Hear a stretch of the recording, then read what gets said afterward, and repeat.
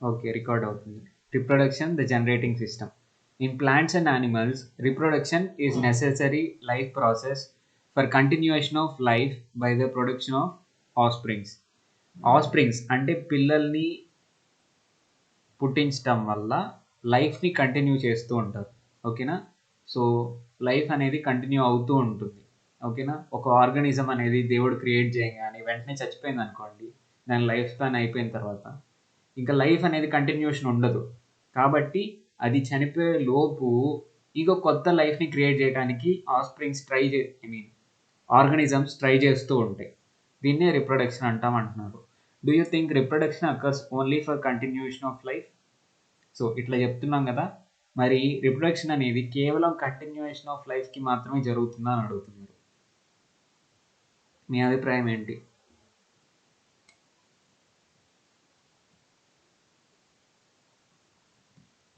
Silence. Pin drop silent వచ్చేస్తుంది.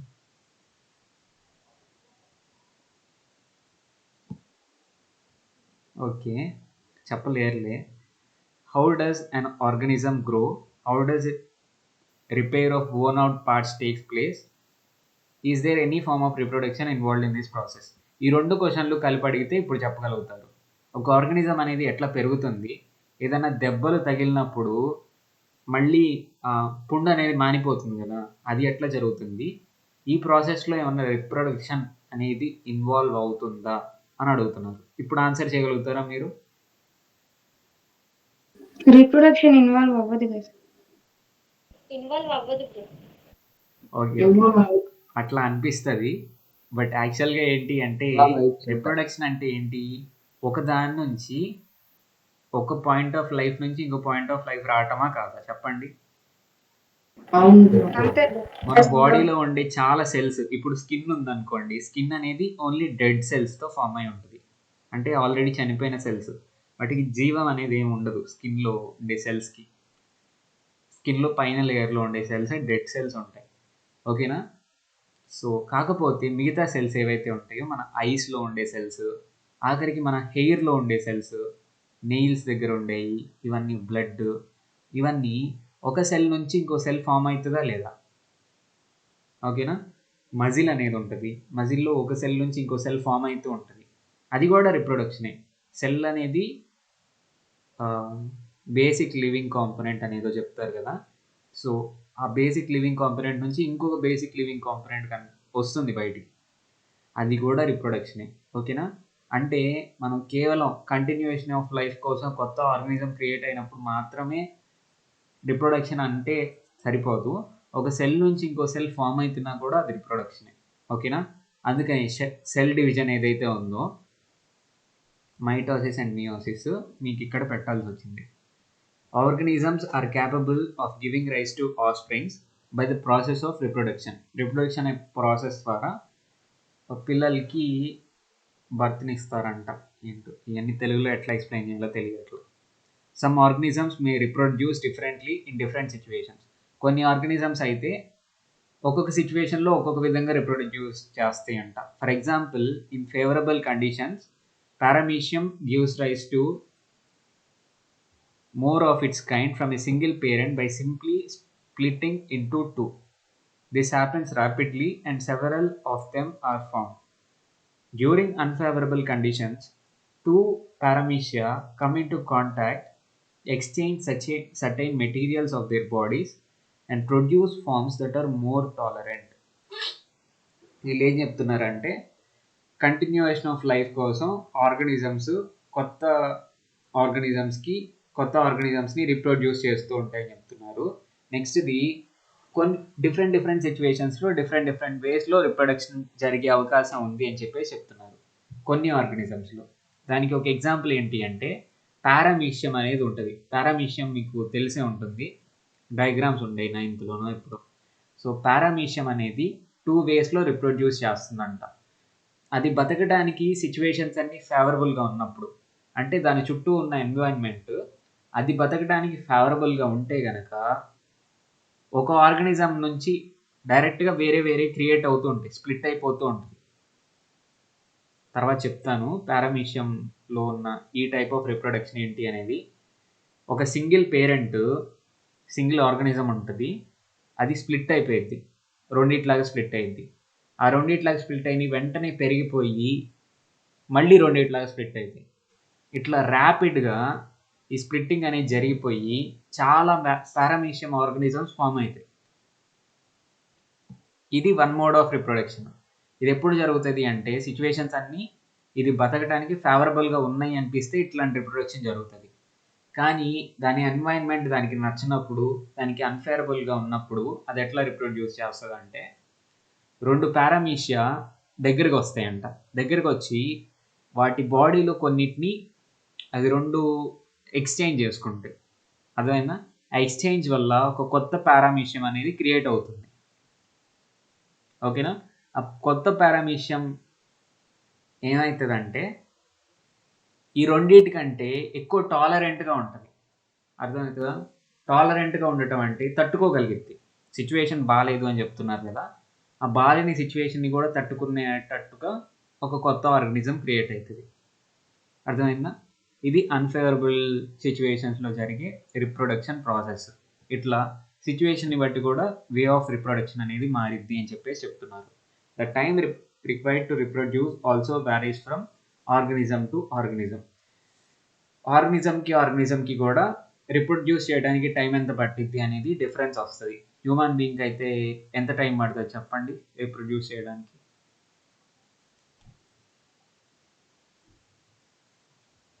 Human being ఎంత time పడుతుంది? 9 months. 9 to 10 months actually. ఓకేనా? పర్ఫెక్ట్ 9 months కాదు, మీకు తెలియదు ఆ విషయం. అమ్మాయిలకు కూడా తెలియదా?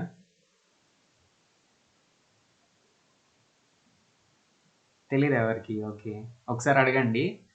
అబ్బాయిలు అయితే కొంచెం తొందరగా పుడతారంట, ఎందుకో అట్లా.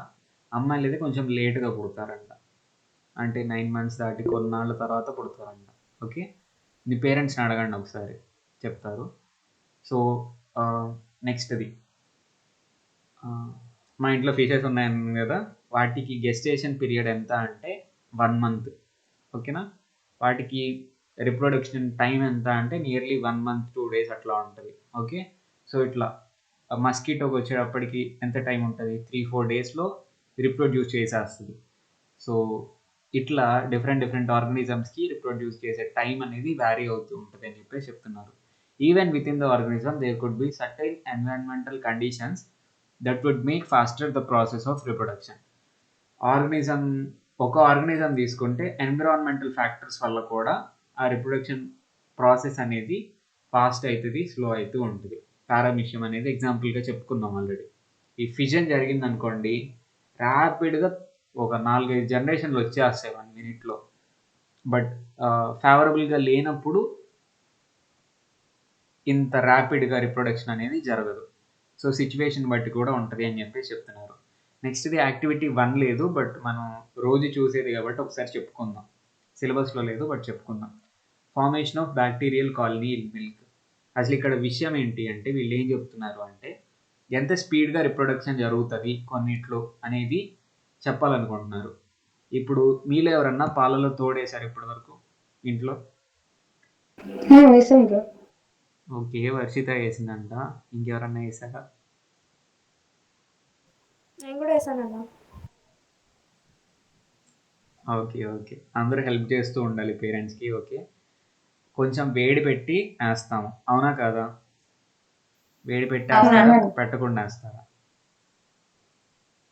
పెట్టకుండా వేస్తే అసలు తోడుకోదు. ఫ్రిడ్జ్లో ఒక ఎక్స్పెరిమెంట్ చేయండి. ఒక చిన్న గ్లాస్లో ఒక చిన్న బౌల్ తీసుకోండి, చిన్న బౌల్స్, 2-3 స్పూన్లు పాలు పడితే చాలు దాంట్లో. ఇట్లాంటివి తీసుకోండి, ఒకటేమో ఫ్రిడ్జ్లో పెట్టండి, ఒకటేమో కొంచెం వేడి పెట్టండి. ఓకేనా? రెండిట్లో తోడేయండి.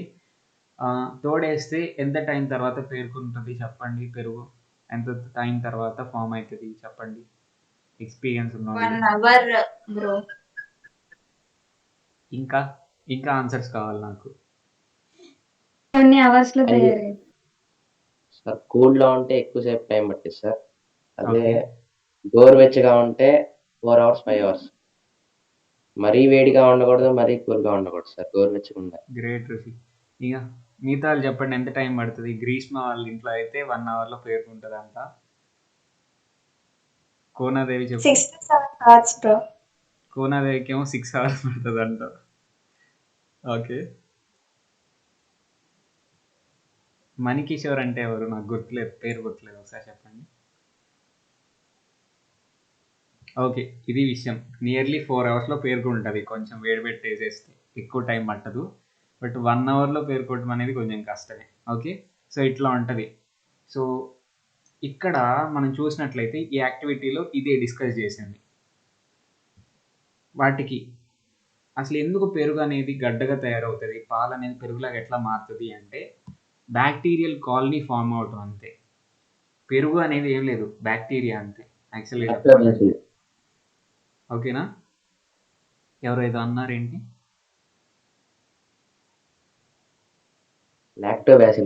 లాక్టోబాసిల్లస్ అనే బ్యాక్టీరియా. ఓకే, సో దాని మోడ్ ఆఫ్ రిప్రొడక్షన్ ఏంటి అంటే ఫిజన్. అంటే ఒక ఆర్గనిజం, ఒక బ్యాక్టీరియా ఉంటే అది రెండిట్లా స్ప్లిట్ అయ్యింది. ఆ స్ప్లిట్ అయినాయి మళ్ళీ ఇంకా రెండిట్లా స్ప్లిట్ అవుతాయి. ఆ స్ప్లిట్ అయినాయి మళ్ళీ రెండిట్లా స్ప్లిట్ అవుతాయి. ఇట్లా స్ప్లిట్టింగ్ జరుగుతున్న దాన్ని ఫిజన్ అని చెప్పేసి అంటాం. సో ఫిజన్ ద్వారా రిప్రొడక్షన్ జరుగుతుంది.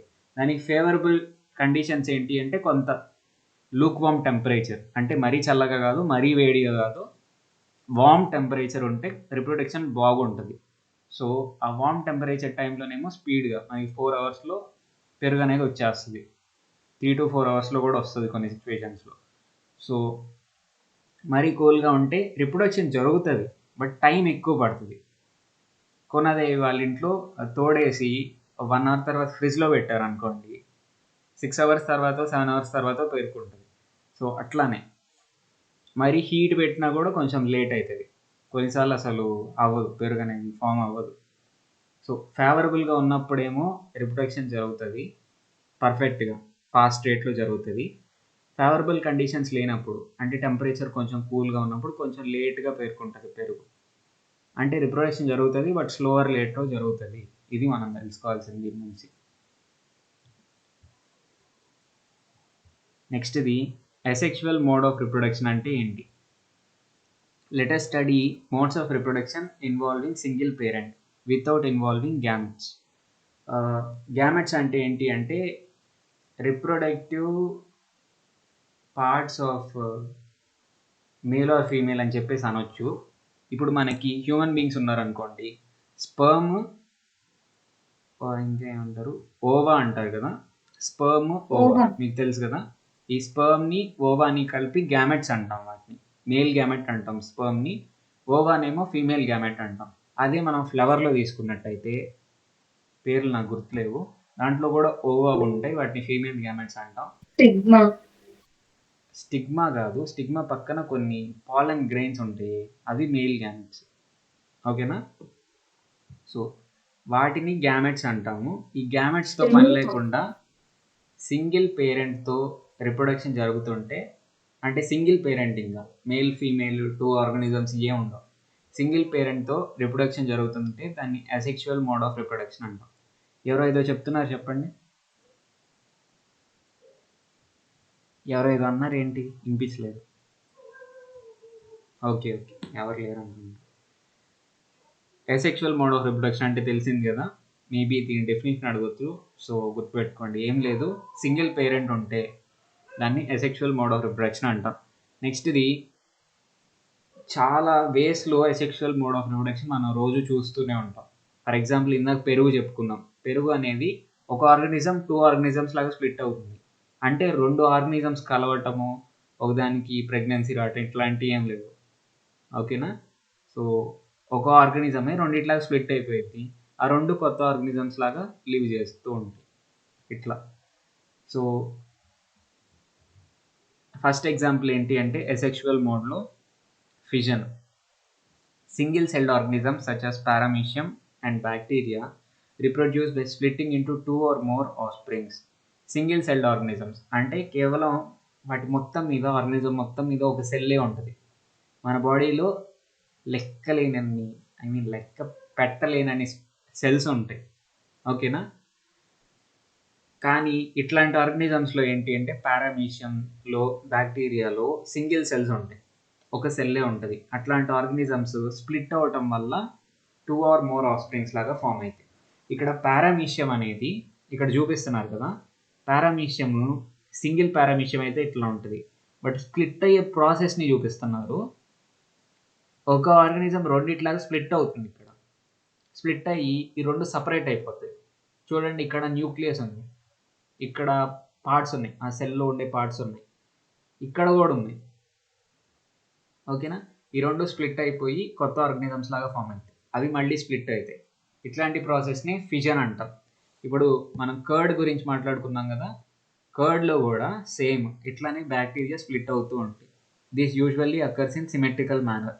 ఇది సిమెట్రికల్ మేనర్లో జరుగుతుంది. దీని మీనింగ్ ఏంటి అంటే, ఇప్పుడు ఒక ఆర్గానిజం రెండిట్లాగా స్ప్లిట్ అవుతుంది అన్నాం కదా, ఆ స్ప్లిట్ అయిన రెండు అచ్చం ఒకేలాగా ఉంటాయి.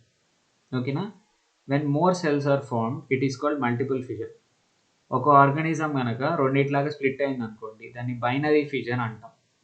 లేదు, ఒక సెల్ నుంచి ఒకేసారి చాలా సెల్స్ ఫామ్ అయింది అనుకోండి ఒకే టైంలో, దాన్ని మల్టిపుల్ ఫిజన్ అంటాం. ఇక్కడ ఏం ఫిజన్ జరుగుతుంది, బైనరీనా మల్టిపులా? బైనరీ ఫిజన్ జరుగుతుంది. This is often the only mode of reproduction in these organisms. కొన్ని ఆర్గానిజమ్స్లో బ్యాక్టీరియా లాంటి వాటిలో ఇది మాత్రమే రిప్రొడక్షన్ యొక్క మోడ్. బట్ పారామీషియంకి 2 మోడ్స్ ఉన్నాయి కదా. నెక్స్ట్ది budding. Next form of asexual reproduction ఏంటి అంటే బడ్డింగ్. ఈస్ట్ అంటే ఏంటి? ఈస్ట్కి ఎగ్జాంపుల్ చెప్పండి రియల్ లైఫ్లో మీకు తెలిస్తే ఒకసారి.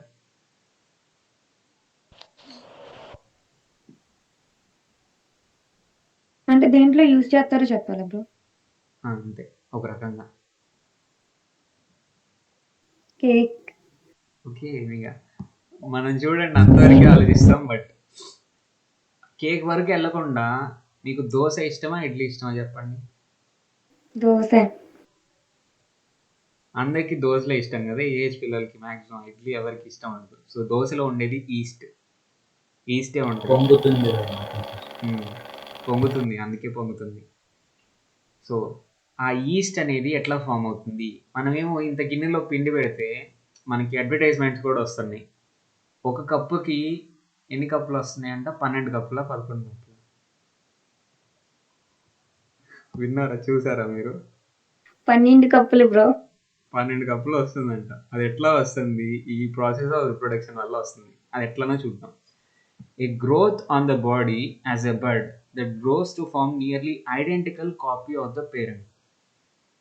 మీ ఫింగర్ని ఎదురుగా పెట్టుకోండి, చూపుడు వేలిని ఇట్లా ఎదురుగా పెట్టుకోండి. ఇట్లా ఇది ఒక ఆర్గానిజం అనుకుంటే దీనిపైన ఒక చిన్న బడ్ లాగా వస్తుంది. బడ్ అంటే ఏంటి? ఇక్కడ కనిపిస్తున్నాయి కదా బర్డ్స్, బడ్ ఇయర్ బడ్స్ షేప్లో ఉన్నాయి. అట్లాంటి బడ్ అనేది ఫామ్ అవుతుంది. ఫామ్ అయ్యి ఫింగర్ అనేది ఒక ఆర్గానిజం అనుకున్నాం కదా, ఆర్గానిజం అంత షేప్కి ఆ బడ్ వచ్చిన వెంటనే ఆ బడ్ ఈ ఫింగర్ నుంచి సపరేట్ అయిపోయి అది ఇండిపెండెంట్గా బతకటం మొదలు పెడుతుంది. తర్వాత అది కూడా కొంచెం పెరిగిన వెంటనే దానికి మళ్ళీ బర్డ్స్ వస్తాయి. ఆ బడ్ కూడా కొంచెం పెరగగానే దాని నుంచి సపరేట్ అయిపోయి మళ్ళీ పక్కన పడుతుంది. ఇట్లా దీన్నే బడ్డింగ్ అంటాం. అర్థమైంది కదా? ఒక ఆర్గానిజం ఉంటుంది, దానిపైన కొంచెం గ్రోత్ వస్తుంది, ప్రొట్రూడ్ అయ్యి కొంచెం గ్రోత్ వస్తుంది, దాన్ని బడ్ అంటాం. ఆ బడ్ అనేది కొంచెం పెరగగానే ఈ పేరెంట్ నుంచి సపరేట్ అయిపోయి ఇండిపెండెంట్గా బతుకుతుంది. అది గ్రో అయ్యి మళ్ళీ బడ్డింగ్ వల్ల రిప్రొడ్యూస్ చేస్తూ ఉంటుంది. ఈ ప్రాసెస్ ఆఫ్ రిప్రొడక్షన్ని బడ్డింగ్ అంటాం. దీంట్లో 2 పేరెంట్స్ ఉండరు, సింగిల్ పేరెంటే ఉంటారు. ఇది ఎట్లాంటి ఆర్గానిజమ్స్లో జరుగుతుంది అంటే ఈస్ట్లో జరుగుతుంది. చాలా ర్యాపిడ్గా ఉంటుంది. ఇట్లాంటి ఫిజన్ కానీ బడ్డింగ్ కానీ అసెక్షువల్ మోడ్ ఆఫ్ రిప్రొడక్షన్ చాలా వాటికి చాలా ర్యాపిడ్గా ఉంటాయి. ర్యాపిడ్ అంటే ఏంటి? ఫాస్ట్. సో అందుకని మా అమ్మ అయితే ఈవినింగ్ టైంలో ఇంకా పిండి వేసేసి పెడుతుంది. పొద్దున్న కల్లా ఫుల్గా ఇంకా పొంగేసి బుడగల్లాగా వస్తూ ఉంటాయి పైన. ఓకేనా? సో ఈస్ట్ ఫామ్ అవటం వల్లే ఒక కప్పుకి 12 కప్పులు వస్తున్నాయి. ఓకేనా? అంటే అంత గ్రోత్ ఉంటుంది అని చెప్పేసి మీనింగ్ దాంట్లో మనం అర్థం చేసుకోవాల్సింది. అమీబాలో కూడా బడ్డింగ్ ఉంటుంది అన్న. ఏంటమ్మా? అమీబాలో బడ్డింగ్ జరుగుతుందా? నాకు తెలిసి అమీబాలో కూడా స్ప్లిట్టింగ్ అనుకుంటున్నాను నేనైతే. నాకైతే గుర్తులేదు, బట్ ఒకసారి చూడండి మీరు. అమీబా సింగిల్ సెల్డ్ ఆర్గనిజం కాబట్టి స్ప్లిట్టింగ్ అనుకుంటున్నాను నేను. Yes bro. ఓకే, అమీబాలో స్ప్లిట్టింగ్ అంట. స్ప్లిట్టింగ్ కాదు, న్యూక్లియస్ ఫిజన్. 2గా డివైడ్ అయిన తర్వాత అవి 2గా విడిపోతాయి. ఫిజన్ అనాలి, స్ప్లిట్టింగ్ అనమాట. నేను అన్నట్టు ఫిజన్ అనాలి. Next budding, next fragmentation. ఇప్పుడు మళ్ళీ మన ఫిషెస్కి వద్దాం. ఈ ఫిష్ ట్యాంక్ ఏదైతే ఉందో ఆ ఫిష్ ఒక టబ్లో పెట్టాం కదా, అది నేను 2-3 డేస్, ఒక 2 డేస్కి ఒకసారి క్లీన్ చేస్తాను. క్లీన్ చేయకపోతే పాచి ఎట్లా పట్టిద్దో తెలుసా? ఒక లెవెల్లో ఇంకా పేరుపోయి ఉంటుంది. మీరు గమనించండి, 2-3 డేస్లో పాచి అనేది చాలా ఫామ్ అయిపోయింది. చాలా సిచ్యువేషన్స్లో వర్షం పడుతుంది, 1 వీక్లో ఆ వర్షం నీళ్ళు ఎండిపోతాయి. అది చూసేటప్పుడు కిందంతా పాచి ఉంటుంది. సో అంత స్పీడ్గా రిప్రొడక్షన్ ఎట్లా జరుగుతుంది పాచిలో అంటే ఫ్రాగ్మెంటేషన్ వల్ల. ఓకేనా? Some grow from a separate piece of parent organism. Parent organism cut అయింది అనుకోండి, దాని నుంచి ఒక కొత్త ఆర్గనిజం అనేది క్రియేట్ అవుతుందంట. This can be from any part of the body. కొంచెం కట్ అయినా కూడా దాని నుంచి కొత్త ఆర్గనిజం అనేది క్రియేట్ అవుతుంది. This happens only in the simplest such as flatworms, molds, lichens, Spirogyra, etc. ఎట్లాంటి వాటిలో ఇది జరుగుతుంది అంటే ఫ్లాట్వర్మ్స్ అనే వాటిలో. నెక్స్ట్ది మౌల్డ్స్ అంటే ఏంటి చెప్పండి? చూడకుండా తెలిస్తే చెప్పండి, లేకపోతే తెలియదండి. బ్రెడ్ తీసుకెళ్ళి అట్లా పెడితే బూజు పడుతుంది కదా, ఆ బూజుని మౌల్డ్ అంటారు. ఓకే. లిచెన్స్ అంటే తెలుసా?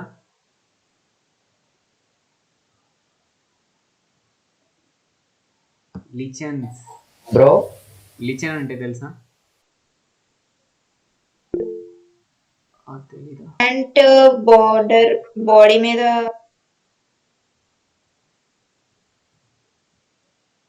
ఇదంతా కాదు. తెలీదు.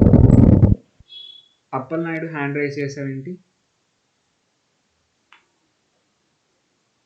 ఓకే, ఇదేంటో ఉంటుంది ఇండికేటర్ ఏదో.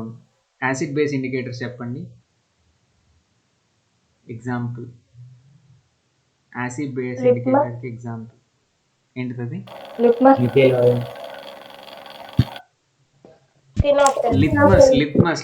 పేరు మర్చిపోయాను. లిట్మస్ అనేది ఎక్కడి నుంచి తెస్తారు? లిచెన్స్ నుంచి తెస్తారు. అవి ఏం లేదు, బేసిక్ ఆర్గనిజమ్స్. అవి ఏంటి అంటే కొండల మీద దారుణమైన సిచ్యువేషన్స్లో పెరుగుతూ ఉంటాయి. అవి ఏ వాటర్ కొంచెమే వాటర్ కంటెంట్ ఉండి ఇంకా ఏమీ లేని చోట కొండల మీద, అంటార్కిటికా ఇట్లాంటి ప్లేసెస్లో కూడా పెరుగుతూ ఉంటాయి లిచెన్స్. ఒకసారి ఫొటోస్ చూడండి గూగుల్లో సెర్చ్ చేసి. స్పైరోగైరా అంటే ఇందాకే చూసా, గుర్తురా అట్లా. ఇట్లా టెక్స్ట్ బుక్ లోనే ఉందా? లేవు సార్ ఆ సెంటెన్స్. లేవా? కొన్ని లేవు సార్, నేను దాంట్లో సగం లేవు సార్. ఓకే, అందుకే కొంచెం స్కాన్ చేసి పెట్టండి కొత్త టెక్స్ట్ బుక్ అని చెప్తే ఎవరు ఎట్లా, నేనేం చేయలేను కదా ఇంకా. సో ఇవన్నీ కూడా ఈ ఫ్రాగ్మెంటేషన్ ద్వారా రిప్రొడ్యూస్ అవుతాయి బేసిక్ ఆర్గనిజమ్స్ ఏవి. ఓకేనా? దీని నుంచి మనం ఏం అర్థం చేసుకోవాలంటే, ఇప్పుడు ఇక్కడ ఉంది చూసారా ఫ్రాగ్మెంటేషన్ అని చెప్పేసి, ఇక్కడ ఉంది కదా, ఇక్కడ ఆల్గే కనిపిస్తుంది. ఆల్గే ఇంకా బేసిక్గా ఉంటుంది. ఇది ఒక సెల్ అన్నట్టు ఇట్లా పొడవుగా ఉంటుంది. ఇది కనుక కట్ అయిపోయి బయటకు వచ్చింది అనుకోండి, అది కూడా ఇంకా పెరుగుతూ ఉంటుంది. ఇంకో సెల్ని అట్లా పెంచుకుంటూ ఉంటుంది. అట్లా కట్ అవుతూ కొత్త వెంటనే ఇంకా ఫుల్గా న్యూట్రియంట్స్ అన్నిటిని తీసేసుకుంటాయి. వాటర్లో ఉన్న న్యూట్రియంట్స్ని పెరుగుతూ ఉంటాయి ఇష్టం వచ్చినట్టు. ఆల్గేలో ఏ ప్రాసెస్ జరుగుతుంది? ఫోటోసింథసిసా లేకపోతే మామూలుగా వేటి మీద ఆధారపడి బతుకుతుందా?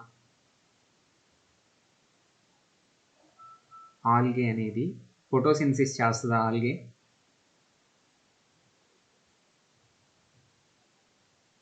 ఆల్గే అనేది ఫోటోసింథసిస్ చేస్తుంది. ఓకేనా? ఫోటోసింథసిస్ చేసి పెరుగుతూ ఉంటుంది. నెక్స్ట్ది పార్థెనోజెనిసిస్ మీ టెక్స్ట్ బుక్లో ఉందా? ఉంది బ్రో.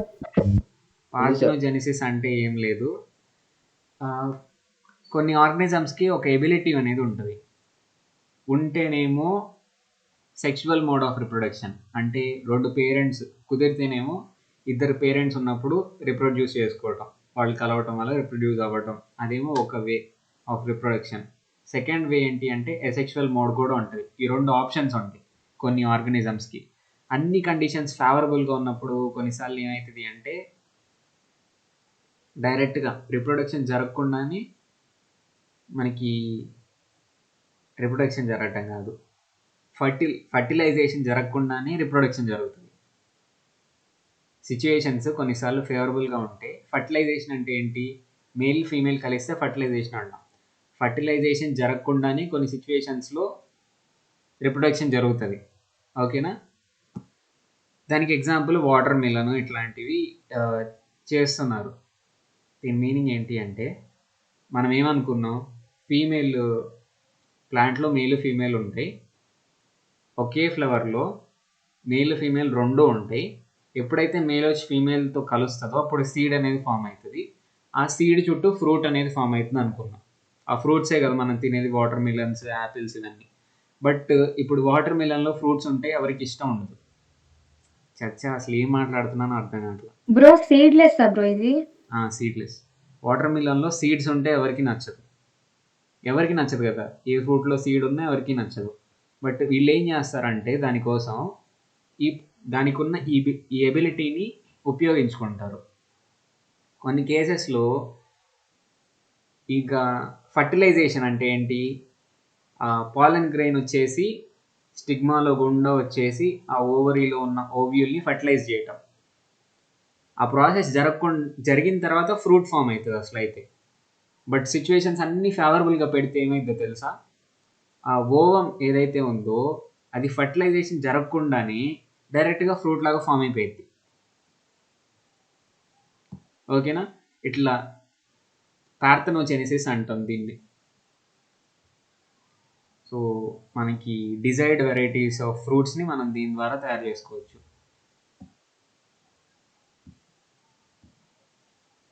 మొత్తం ఎక్స్ప్లెయిన్ చేశాను.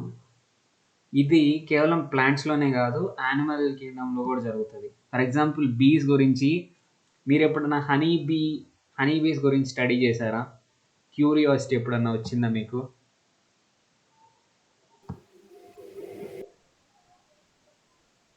చెప్పండి, రెస్పాండ్ అవ్వండి. చాలా తెలుసు బ్రో, బోరింగ్ కొంచెం 8th క్లాస్ లో ఉంటుంది. ఉందా ఆల్రెడీ?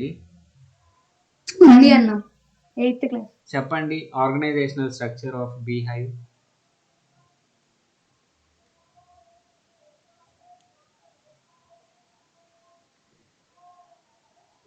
తొందరగా చెప్పండి, టైం అయిపోతుంది. ఈరోజు అసెక్షువల్ మోడ్ ఆఫ్ రిప్రొడక్షన్ అన్న కంప్లీట్ చేసుకుందాం కనీసం. అంటే types of bees bro. Queen, worker, queen, worker,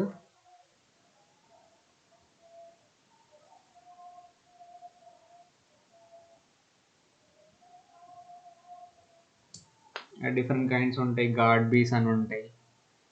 ఏం లేదు, నాకు గుర్తున్నంత వరకు అంటే ఏంటి అంటే క్వీన్ ఉంటుంది, క్వీన్తో మేట్ చేసే మేల్ బీస్ కొన్ని ఉంటాయి, మిగతావన్నీ మేల్ బీసే, అవన్నీ కేవలం పని చేస్తూ ఉంటాయి, క్వీన్తో మేటింగ్ చేయవు. ఓకేనా? అర్థమైందా? ఇట్లా ఉంటుంది ఆర్గనైజేషనల్ స్ట్రక్చర్. వర్కర్ బీస్ కేవలం వర్క్ చేస్తూనే ఉంటాయి, ఇంకా క్వీన్ బీతో వాటికి సంబంధం లేదు. వాటి పనల్లా క్వీన్ బీ పిల్లలు పెడుతూ ఉంటుంది కదా, వాటి కోసం హనీని తీసుకొచ్చి పెట్టడం అంతే. ఓకేనా? సో ఇక్కడ ఏమంటున్నారు అంటే దీంట్లో కూడా పార్థెనోజెనిసిస్ అనేది జరుగుతుందంట బీస్లో కూడా, బీస్లో, యాంట్స్లో అండ్ వాస్ప్ ఒకసారి ఫోటో చూడండి, అది కూడా ఒక పురుగు అంతే. The zygote might develop from fertilized egg or by parthenogenesis. ఆ ఫామ్ అయ్యే ఆర్గనిజం అనేది ఫర్టిలైజేషన్ జరిగిన తర్వాత ఆర్గనిజమ్స్ ఫామ్ అవుతాయి, లేకపోతే అసలు ఫర్టిలైజేషన్ జరగకుండా కూడా ఆర్గనిజం ఫామ్ అవుతుంది. The parthenocarpic zygote develop into male. ఇప్పుడు ఫర్టిలైజేషన్ జరగలేదనుకోండి, అది మేల్ లాగా ఫామ్ అవుతుందంట. మేల్ ఆర్గనిజమ్స్ లాగా ఫామ్ అయిందంట. ఎప్పుడైతే ఫర్టిలైజేషన్ జరుగుతుందో అప్పుడు ఫీమేల్ లాగా ఫామ్ అయింది. ఓకేనా? Discuss with your teacher about plants and animals that show parthenogenesis and prepare a bulletin. Regeneration అంటే ఏంటి అంటే కాంప్లెక్స్ ఆర్గనిజమ్స్లో కొన్ని కాంప్లెక్స్ ఆర్గనిజమ్స్ అంటే ఇందాక మనం ఫ్రాగ్మెంటేషన్ గురించి మాట్లాడుకున్నాం. బేసిక్ ఆర్గనిజమ్స్లో ఫ్రాగ్మెంటేషన్ జరుగుతుంది అనుకున్నాం. ఆల్గే చూసాం, దాంట్లో సెల్స్ అనేవి లైన్గా ఉన్నాయి. ఆల్గేలో ఆ సెల్స్ అనేవి లైన్గా ఉన్నాయి. ఆ సెల్స్ ఇట్లా లైన్గా గ్రో అవుతూ ఉంటాయి. మధ్యలో కట్ అయిపోయింది అనుకోండి, అది సపరేట్ ఆర్గనిజం లాగా మళ్ళీ గ్రో అవుతూ ఉంటుంది. ఇది వన్ ఫార్మ్ ఆఫ్ రిప్రొడక్షన్ అనుకున్నాం. కానీ కొన్ని కాంప్లెక్స్ ఆర్గనిజమ్స్లో ఏంటి అంటే ప్లనేరియా అనే ఒక ఆర్గనిజం ఉంటుంది. యూట్యూబ్లో వీడియోస్ ఉంటాయి చూడండి. ఆర్గనిజంని కట్ చేస్తారు ఇట్లా, ఒక 3 పార్ట్స్లా కట్ చేస్తే ఒక పార్ట్ నుంచి ఒక ఆర్గనిజం వస్తుంది, ఇంకో పార్ట్ నుంచి ఇంకో ఆర్గనిజం వస్తుంది, ఇంకో పార్ట్ నుంచి ఇంకో ఆర్గనిజం వస్తుంది. సో దీన్నే మనం రీజనరేషన్ అంటాం. ఓకేనా? Many organisms have the ability to give rise to new individual organisms from their body parts. కేవలం ఒక బాడీ పార్ట్ నుంచే ఒక కొత్త ఆర్గనిజం అనేది క్రియేట్ అవుతుంది. ఇప్పుడు ఒక లిజర్డ్ ఉంటుంది, బల్లి ఉంటుంది. బల్లితో కట్ అయిపోయింది కొన్ని సిచ్యువేషన్స్లో, యాక్సిడెంటల్గా కట్ అయిపోయింది, మళ్ళీ రీగ్రో అవుతుంది. ఓకేనా? కానీ అది దీనికి ఎగ్జాంపుల్ కాదు, గుర్తుపెట్టుకోండి. ఒక రకంగా ఎగ్జాంపులే, బట్ టైల్ ఉండిద్ది కదా, కట్ అయిపోయిన టైల్ నుంచి కొత్త లిజర్డ్ ఫామ్ అవుతుంది. లిజర్డ్కి మళ్ళీ రీగ్రో అవుతుంది టైల్, అంతే. అది దీనికి ఎగ్జాంపుల్ కాదు. బట్ ఇదేంటి అంటే ఒక ఆర్గనిజం అనేది 3 పార్ట్స్ అయితే ఆ 3 పార్ట్స్ నుంచి కొత్త ఆర్గనిజమ్స్ వస్తాయి. దాన్నే రీజనరేషన్ అంటాం. కొన్ని ఆర్గనిజమ్స్లో ఇట్లా జరుగుతూ ఉంటుంది. రీజనరేషన్, ఫ్రాగ్మెంటేషన్ ఒకటేనా అని అడుగుతున్నారు. నియర్లీ ఒకటే. కాకపోతే ఏంటి అంటే ఫ్రాగ్మెంటేషన్ అనేది చాలా బేసిక్ ఆర్గనిజమ్స్లో జరుగుతుంది. రీజనరేషన్ అనేది కాంప్లెక్స్ ఆర్గనిజమ్స్లో జరుగుతుంది. Which type of fission would produce larger colonies in less period of time? Binary fission or multiple fission? Multiple fusion. Obviously. ఇప్పుడు ఎవరైతే ఆన్సర్ చెప్పారో వాళ్ళే కొంచెం కాన్సన్ట్రేటెడ్గా వింటున్నట్టు క్లాస్. నేను కూడా సరిగ్గా చెప్పట్లేదు ఈరోజు, వెరీ సారీ. రేపటి నుంచి ఇంకా పక్కా చెప్పుకుందాం. Which type of fission would produce larger colonies and less period of టైంలో ఎక్కువ ఆర్గనిజంని ప్రొడ్యూస్ చేయాలంటే బైనరీ ఫిషన్ జరిగితే ఎక్కువ ఆర్గనిజమ్స్ ప్రొడ్యూస్ అవుతాయా, మల్టిపుల్ ఫిషన్ జరిగితే ఎక్కువ ఆర్గనిజమ్స్ ప్రొడ్యూస్ అవుతాయా అని అడిగారు. సో మల్టిపుల్ అంటే ఎక్కువ ఆర్గనిజమ్స్ క్రియేట్ అవుతున్నాం కాబట్టి మల్టిపుల్ ఫిషన్ అని చెప్పేసి చెప్తాం మనం. Which mode of asexual reproduction produces maximum scope of choice of desirable characters? ఇక్కడ ఇచ్చినవన్నీ సార్ అది గ్రాఫ్టింగ్ లేయరింగ్ క్వశ్చన్ సార్. యాక్చువల్గా దీంట్లో కూడా ఆన్సర్ ఉంది, చెప్తున్నాను. Which mode of asexual reproduction produces maximum scope of choice of desirable characters? ఇక్కడ మనం కొన్ని చూసాము, కొన్ని అసెక్షువల్ మోడ్స్ ఆఫ్ రిప్రొడక్షన్ చూసాము. ఏ asexual mode of reproduction maximum level of desirable క్యారెక్టర్స్ని మనకి ఇస్తుంది చెప్పండి? పార్థెనోజెనిసిస్. ఎందుకంటే మన ఈ విధంగా ఆలోచించమాకండి, సీడ్స్ లేకుండా ఉండటం డిజైరబుల్ క్యారెక్టర్ కాబట్టి అన్నట్టు ఆలోచించమాకండి. బట్ ఇప్పుడు మనకి డిజైర్డ్ ఆర్గనిజం ఒకటి ఉంది అంటే, ఇప్పుడు మనకి మేల్ బీసే కావాలనుకోండి, కేవలం మేల్ బీసే కావాలనుకోండి, ఉట్టి పార్థెనోజెనిసిస్ ఫర్టిలైజేషన్ చేయకుండా ఆ క్వీన్ బీని అట్లానే పెట్టాం అనుకోండి, మేల్ బీస్ని అట్లా ప్రొడ్యూస్ చేస్తూ ఉంటుంది. అర్థమైందా? సో మనకి డిజైర్ ఏదైతే ఉందో దానికి తగ్గట్టు చేసుకునే ఫెసిలిటీ ఇక్కడ ఇచ్చిన ఆప్షన్స్లో కేవలం పార్థెనోజెనిసిస్కే ఉంది. అదే మీకు ఫీమేల్ కావాలనుకోండి, ఫర్టిలైజేషన్ చేయండి, ఫీమేల్ వస్తుంది. ఫర్టిలైజేషన్ చేయకపోతే మేల్ వస్తుంది. అదే ఫ్రూట్స్లో తీసుకుంటే సీడ్లెస్ కావాలనుకో, ఫర్టిలైజేషన్ జరగకుండా చూడాలి. ఎక్కువ సీడ్స్ కావాలేమో అనుకో, అంటే ఈ వెరైటీ యొక్క ప్లాంట్స్ని గ్రో చేయడానికి మనకి సీడ్స్ కావాలి కదా. సీడ్స్ కోసం నువ్వు బిజినెస్ చేస్తున్నావు అనుకో ఫర్ ఎగ్జాంపుల్, అప్పుడు ఫర్టిలైజేషన్ బాగా జరిగేటట్టు చూస్తావు. బట్ సీడ్స్ కోసం కాకుండా ఫ్రూట్ కోసం చేస్తున్నాం అనుకో, ఫర్టిలైజేషన్ జరగకుండా చూస్తాం. సో డిజైరబుల్ క్యారెక్టర్స్ని ప్రొడ్యూస్ చేసే ఎబిలిటీ ఇక్కడ ఇచ్చిన ఎగ్జాంపుల్స్ కేవలం పార్థెనోజెనసిస్లో ఉంది. మిగతా వాటన్నిటిలో కూడా ఒరిజినల్ ఆర్గానిజమ్స్ యొక్క కాపీసే, జిరాక్స్ కాపీసే ఫామ్ అవుతూ ఉంటాయి. ఫ్యూజన్లో కానీ, బడ్డింగ్లో కానీ, ఫ్రాగ్మెంటేషన్లో కానీ, రీజనరేషన్లో కానీ. ఓకేనా? డిజైరబుల్ క్యారెక్టర్స్ తెప్పించుకునేది పార్థెనోజెనసిస్లో. నెక్స్ట్ ఇది వెజిటేటివ్ ప్రాపగేషన్. ఇప్పటి వరకు యానిమల్స్ గురించి చూసాం, ఇప్పుడు ప్లాంట్స్ గురించి చూద్దాం. ఆల్గే అనేది కూడా ప్లాంటేలే. In higher plants vegetative propagation may be natural or artificial. Higher plants, ఇప్పుడు ఆల్గే కూడా ప్లాంటే అనుకున్నాం, బట్ అది బేసిక్ లెవెల్ ఆఫ్ ప్లాంట్ కదా. హయ్యర్ ప్లాంట్స్లో కూడా ఇట్లా అసెక్షువల్ మోడ్ ఆఫ్ రిప్రొడక్షన్ ఉంటుందంట, అంటే single parent reproduction. Natural propagation leaves. In bryophyllum small plants grow at the edge of leaves. Bryophyllum అనే ప్లాంట్లో ఏంటి అంటే ఒక లీఫ్ ఉందనుకోండి, ఆ ప్లాంట్ యొక్క లీఫ్కి కొత్త ప్లాంట్స్ అనేవి గ్రో అవుతాయి అంట. ఓకేనా? అంటే 2 పేరెంట్స్ ఇన్వాల్వ్ అవ్వట్లేదు, సింగిల్ పేరెంటే కదా ఇన్వాల్వ్ అయ్యేది. ఇక్కడ ఫర్టిలైజేషన్ ఈ ప్రాసెస్ అంతా లేదు. కాబట్టి దీన్ని ఏ మోడ్ ఆఫ్ రిప్రొడక్షన్ అంటాము? అసెక్షువల్ మోడ్ ఆఫ్ రిప్రొడక్షన్ అంటాం. నెక్స్ట్ ఇది కొన్ని వాటిల్లో స్టెమ్స్ నుంచి వస్తుందంట. Aerial weak stems like runners, stolons, when they touch the ground give off adventitious roots. When the connection with the parent plant is broken, the stem portion with the adventitious roots develop into an independent plant. Some examples of propagation by stem are stolons, buds, corms, tuber, etc. స్టోలన్స్ ద్వారా reproduce చేసేదేమో vallisneria, strawberry. Bulbs ద్వారా చేసేదేమో onion, ఇవన్నీ.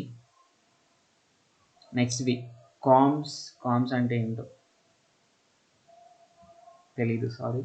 Tuber అంటే potato. ఇవన్నీ చదివి ప్రతి word explain చేసే బదులు overall విషయం ఏంటో చెప్తా ఇక్కడ. కొన్ని ఏంటి అంటే రన్నర్స్ అంటాము. స్ట్రాబెర్రీ అను వాలిస్నేరియా అనేది వాటర్ ప్లాంట్ యాక్చువల్గా. ఒక గరిక అనేది మీకు తెలుసా, గడ్డి ఉంటుంది ఒకటి. అదేంటి, కొన్ని టైప్స్ ఆఫ్ గడ్డి ఏంటి అంటే ఎక్కడ సీడ్ పడుతుందో అక్కడ నుంచి గడ్డి అనేది బయటకు వచ్చేస్తూ ఉంటుంది, మీకు తెలుసు కదా. తెలుసా? గ్రాస్, 2 టైప్స్ ఆఫ్ గ్రాస్ ఉంటుంది, మీరు అబ్జర్వ్ చేసే ఉంటారు. ఓ టైప్ ఆఫ్ గ్రాస్ ఏమో ఎక్కడైతే సీడ్ పడుతుందో అక్కడ నుంచి డైరెక్ట్గా ఇట్లా బయటకు వచ్చేస్తూ ఉంటుంది. ఇక్కడ ఆనియన్కున్నట్టు ఓ సీడ్ పడితే ఇక్కడ నుంచి వస్తుంది. ఒక ఎగ్జాంపుల్ లాగా చెప్తున్నా, ఓ టైప్ ఆఫ్ గ్రాస్. ఇంకో టైప్ ఆఫ్ గ్రాస్ ఏంటి అంటే ఇక్కడ గ్రాస్ ఉందనుకోండి, కొంత దూరం తర్వాత ఇట్లా పడిపోయిద్ది. అది పడిపోయిన దగ్గర మళ్ళీ రూట్స్ వస్తాయి. ఓకేనా? వీటినే స్టోలాన్స్ అంటాం. ఇది వాలిస్నేరియా అండ్ స్ట్రాబెర్రీలో జరుగుతుంది. వాలిస్నేరియానేమో వాటర్ ప్లాంట్, స్ట్రాబెర్రీస్ మీకు తెలిసే ఉంటుంది. బల్బ్స్ ద్వారా, ఆనియన్ది కూడా బల్బ్ యాక్చువల్గా. కార్న్కి బల్బ్కి డిఫరెన్స్ ఏంటో నాకు అర్థం కాలేదు, సో చూసి చెప్తాను, సారీ. ఈ బల్బ్స్ ద్వారా వచ్చేది అంటే ఆనియన్ ఎట్లా మనకి కొత్త ఆనియన్ ప్లాంట్ ఫామ్ అవుతుందో మీకు తెలుసు కదా. ఇట్లా మీరు ఒక ఆనియన్ని తీసుకెళ్ళి ఇట్లా పెట్టండి, ఫస్ట్ ఏమో ఇట్లా గ్రో అవుతాయి కదా లీవ్స్, తర్వాత అది గ్రో అయ్యే కొంది పక్క పక్కన ఆనియన్స్ వస్తూ ఉంటాయి, మళ్ళీ ఆనియన్స్ నుంచి మళ్ళీ ప్లాంట్స్ వస్తూ ఉంటాయి. ఇట్లా రిప్రొడక్షన్ అనేది జరుగుతుంది, కొత్త ఆర్గానిజం అనేది క్రియేట్ అవుతుంది. రూట్స్ నుంచి అంటే క్యారెట్ మీరు ఎప్పుడన్నా గమనించారో లేదో, స్ట్రైట్గా ఉండవు. క్యారెట్ని నీ ఇష్టం వచ్చినట్టు నువ్వు పెరుగు అని వదిలేస్తే స్ట్రైట్గా ఉండటంతో పాటు పక్కన ఇంకో కొత్త క్యారెట్ వస్తుంది, ఒక దాంట్లో నుంచి ఇంకో క్యారెట్ వస్తుంది. క్యారెట్ అనేది రూట్ యాక్చువల్గా. ఈ రూట్లో నుంచి ఇంకో రూట్ వస్తుంది, ఆ రూట్లో నుంచి ఇంకో ప్లాంట్ వస్తుంది. ఇట్లా కొత్త ప్లాంట్స్ అనేవి ఫామ్ అవుతాయి. నెక్స్ట్ పొటాటో గురించి మనకు తెలిసిందే. ఒక పొటాటో ఫామ్ అయితే దానికి ప్లాంట్స్ మళ్ళీ వస్తూ ఉంటాయి, ఇంకా పొటాటోస్ ఫామ్ అవుతూ ఉంటాయి. ఇవన్నీ అన్నీ ఒకే సిమిలర్గా కనిపిస్తాయి, ఆనియన్స్ కానీ, క్యారెట్స్ కానీ, పొటాటోస్ కానీ, బట్ వీళ్ళు డిఫరెంట్ పేర్లు పెట్టారు. ఓకేనా? ఇది ఒక అసెక్షువల్ మోడ్ ఆఫ్ రిప్రొడక్షన్ అన్నారు. ఇదేంటి, న్యాచురల్గా జరుగుతూ ఉంటుంది ఇదంతా. కానీ ఆర్టిఫిషియల్ ప్రాపగేషన్స్ కొన్ని ఉంటాయి. అవేంటి అంటే కట్టింగ్. మీరు రోజ్ ప్లాంట్స్ని ఎవరైనా పెంచారా? కొంచెం మీ ఏజ్ పిల్లలకి ఇంట్రెస్టింగ్గా ఉంటుంది కదా రోజ్ అంటే. సో రోజ్ ప్లాంట్ ఏం చేస్తాం, నచ్చితే కట్ చేయడం, తెచ్చుకోవడం, పెట్టేయడం, అది మళ్ళీ రూట్స్ని ఫామ్ చేసుకుంటుంది, మంచిగా పెరుగుతుంది. స్టెమ్ కట్టింగ్ అంటే కొన్ని ప్లాంట్స్లో స్టెమ్ కట్ చేసి తీసుకొచ్చి పెట్టేస్తే రూట్స్ వచ్చేస్తే అది కొత్త ఆర్గనిజమ్స్ లాగా బతుకుతూ ఉంటాయి. వీటికి ఎగ్జాంపుల్స్ ఏంటి, మీకు ఏమన్నా తెలిస్తే చెప్పండి ఒకసారి. ఓన్లీ రోజా, ఇంకేమన్నా ఉన్నాయా మీకు తెలిసిన ప్లాంట్స్? ఫ్లవర్ ప్లాంట్స్ ఇంకా చాలా ఉన్నాయి. Hibiscus bro. హైబిస్కస్ అన్న. హైబిస్కస్ యాక్చువల్గా బతుకుతుంది అంటారు, బట్ చాలా కష్టం అంట. నెక్స్ట్ది లేయరింగ్. సేమ్ ఇందాక గడ్డి చెప్పాను కదా, సారీ గడ్డి కాదు, హైబిస్కస్ని అండ్ గన్నేరు పూలు అంటారు. గన్నేరు పూలేనా? పింక్ కలర్లో. మందారం అంటారు బ్రో హైబిస్కస్. ఓకే, హైబిస్కస్ కాదు, ఇంకోటి చెప్తున్నా నేను. సార్ టైం అయిపోయిందా? సార్ లేయరింగ్ అన్న స్టోలన్ అన్న ఒకటే కదా సార్? యాక్చువల్గా కాదు, స్టోలన్ అనేది దానంతటా అదే జరిగిపోయింది. లేయరింగ్ అంటే ఏంటి అంటే మనం వంచి పెట్టేసి ఇక్కడ కొంచెం మాన్యూర్ పెడతాం, కౌ మాన్యూర్ కానీ ఏదన్నా పెడతాం. గన్నేరు పూలు తెలుసా మీకు? తెలుసు. పింక్ కలర్ పూలు ఉంటాయి.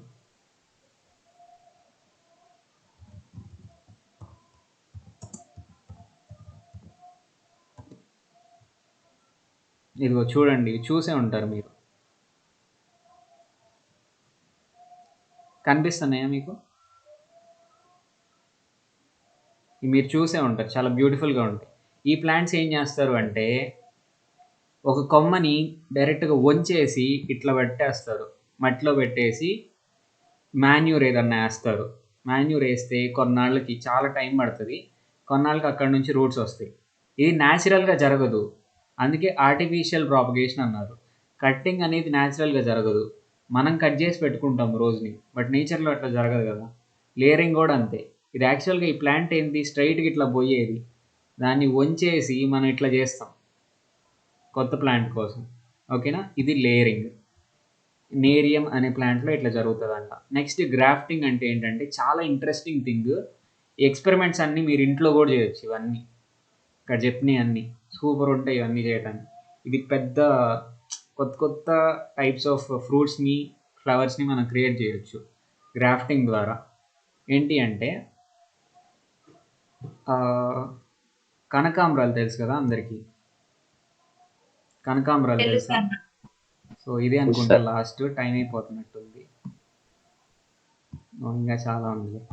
సో ఇది ఒక్కటి ఫైనల్గా చెప్పుకుందాం. ఏం లేదు, కనకాంబరాల్లో మనకు తెలిసింది orange colour, but different colours ఉంటాయి, ఎల్లో కలర్వి ఇట్లా కూడా ఉంటాయి. వీళ్ళు ఏం చేస్తారు అంటే ఇట్లా వచ్చినప్పుడు ఒక రెడ్ కలర్ యొక్క స్టెమ్, కింద పార్ట్ ఏమో రెడ్ కలర్ ప్లాంట్ది, పైన పార్ట్ ఏమో ఎల్లో కలర్ ప్లాంట్ది. ఇట్లా పెట్టామనుకోండి, పైన వచ్చే ఇక పైన వాటికి కాసే ఫ్రూట్స్ కానీ ఫ్లవర్స్ కానీ ఈ రెండు ప్రాపర్టీస్ కలిగి ఉంటాయి. ఓకేనా. ఇంకొక విధంగా ఎగ్జాంపుల్ చెప్పాలి అంటే గోవా ట్రీస్లో ఏంటి అంటే ఒక చెట్టు ఏమో విపరీతంగా కాస్తుంది కాయలు, కానీ ఆ కాయలు సైజు ఉండవు అండ్ దెన్ టేస్టీగా ఉండవు అనుకోండి. అప్పుడు మనం ఏం చేస్తామంటే ఆ ప్లాంట్ని ఇట్లా ఇక్కడ వరకు కట్ చేసేసి కొత్త హైబ్రిడ్ వెరైటీ ఒక ప్లాంట్ తీసుకొచ్చి అదేమో బాగా సైజ్ ఎక్కువ ఉంటాయి, టేస్టీగా ఉంటాయి కాయలు పెట్టామనుకోండి, దీని ప్రాపర్టీ దీనికి వస్తుంది, అంటే ఎక్కువ కాసే గుణం వస్తుంది. దీని యొక్క ప్రాపర్టీ ఏంటి, సైజ్ ఎక్కువ ఉండటం అండ్ దెన్ టేస్టీగా ఉండటం. ఈ ప్రాపర్టీ, ఈ రెండు కలిసి మనకి ఫ్రూట్స్ వస్తాయి. ఓకేనా. గ్రాఫ్టింగ్ ప్రాసెస్ ఇది. ఏం లేదు, ఇట్లా స్టెమ్ని ఇట్లా కట్ చేస్తాం, లేకపోతే స్లాష్ లాగా కూడా కట్ చేస్తారు కొంతమంది. స్టెమ్ని రౌండ్గా అడ్డంగా కట్ చేసి ఇట్లా చీల్ చేసి మళ్ళీ ఇంకో స్టెమ్ని తీసుకొచ్చి దాంట్లో పెట్టేసి ప్లాస్టర్ వేసేయటం అంతే. ఓకేనా. ఇట్లా వాటర్ ఎట్లా తీసుకుంటుంది ప్లాంట్, చాలా సింపుల్ వేలో తీసుకుంటుంది. సో ఆ వాటర్ కూడా ఇంకా పైకి వెళ్ళిపోతూ ఉంటుంది, ఇబ్బంది ఏం లేకుండా. ఇట్లా చాలా వాటిని మనం కల్టివేట్ చేస్తాం. రోజ్ మెయిన్గా, రోజులో డిఫరెంట్ కలర్స్ తెప్పించడానికి ఇట్లా చేస్తారు. కనకాంబరాల్లో చేస్తారు. కనకాంబరాలది నేను రియల్ లైఫ్లో ఎక్స్పీరియన్స్ చేశాను. డిఫరెంట్ ఫ్రూట్స్లో కూడా చేస్తారంట. గోవాలో అయితే చేస్తారు, మ్యాంగోలో అండ్ సిట్రస్ ఫ్రూట్స్లో కూడా చేస్తారు అని ఉంది ఇక్కడ. ఓకేనా, ఇక్కడ వరకు ఓకే ఈ రోజుకి. రేపటి నుంచి ఫుల్ ఫ్లెడ్జ్డ్గా చెప్పుకుందాం. ఏమైనా క్వశ్చన్స్ ఉంటే అడగండి, లేకపోతే ఎగ్జిట్ అయిపోండి. Strawberry plant is example of stolen అంట.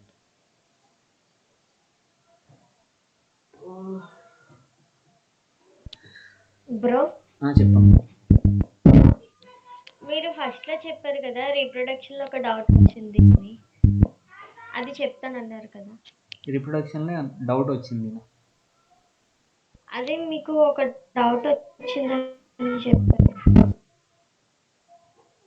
గుర్తులేదు అసలు ఏ విషయంలో అన్నాను.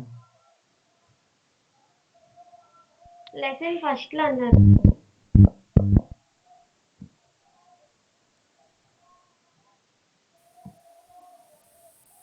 గుర్తు రావట్లేదు.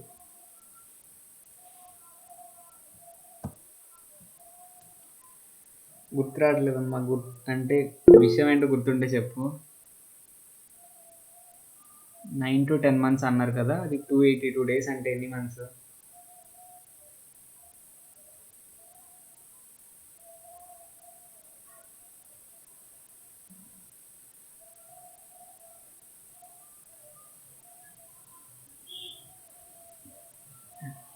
ఆనియన్స్కి కార్న్స్కి డిఫరెన్స్ అంట, అది చూసి చెప్తా. ఓకే షూర్, రేపు చెప్తా. ఒకసారి గుర్తు చేయండి. 282 days అంటే ఎన్ని మంత్స్ చెప్పండి, ఎవరైనా చెప్తారా? 270 days అంటేనేమో 9 months కదా. 282 అంటే 9.5 months ఆబ్వియస్లీ. సో 9కి ఎక్కువ, 10కి తక్కువ. 9 months 12 days అంట. అంటే పర్ఫెక్ట్గా ఏమి రావులే, మనకు కూడా డేట్స్ అంత పర్ఫెక్ట్గా తెలియవు కదా. సో ఇంకా రీజన్ చెప్తారు, ఈ టైంలో డెలివరీ అయ్యే అవకాశం ఉంది అని. ఓకే, మీ అందరికీ ఒక 4 minutes టైం ఉందంటే ఒక విషయం చెప్తాను, వినండి. ఇప్పుడు చాలామందికి సిజేరియన్స్ జరుగుతున్నాయి, మీ అందరికీ తెలుసు కదా. కొంచెం మాట్లాడండి, క్లాస్ అయిపోయింది, మాట్లాడండి.